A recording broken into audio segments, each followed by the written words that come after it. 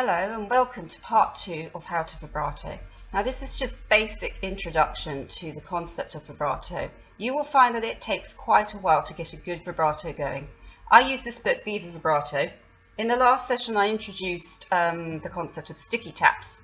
Now that gets your knuckles flexible, so it's the first joint actually on your finger, and it gets that to be flexible because you need flexible joint there in order to do the next step, which is the rocking back and forth, which gives you the traditional vibrato you're used to hearing. Now in the Viva Vibrato book they introduce the concept of the wawaa on page 9, and I'm just going to try explain how to do this. You will need a metronome. It would be good if you have one of these. I've got a real metronome and it's very loud, but if you can get an app, you can download a free app. So if you want to do it on your phone, that's fine.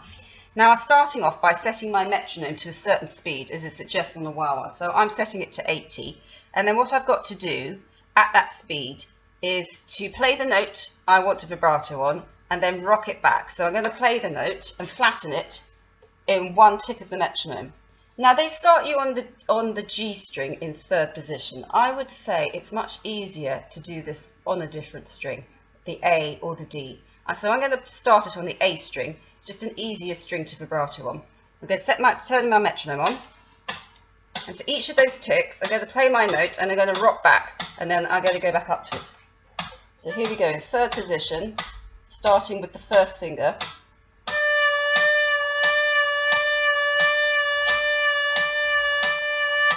Then the second finger, then the third, and then the fourth.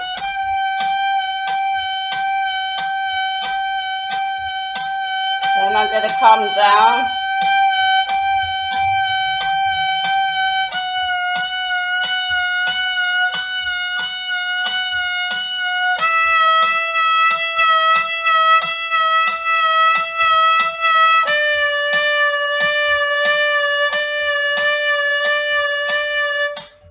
doesn't sound that much like a vibrato, does it? But as you get better at doing that, you can increase the speed on your metronome. So I'm starting off at 80, and eventually you end up almost double that. Not that I'm going to demonstrate that, but if I move the metronome down until now it's at 126, and I'm going to rock again. So I'm going to do exactly what I did, but I'm going to be doing it much faster now.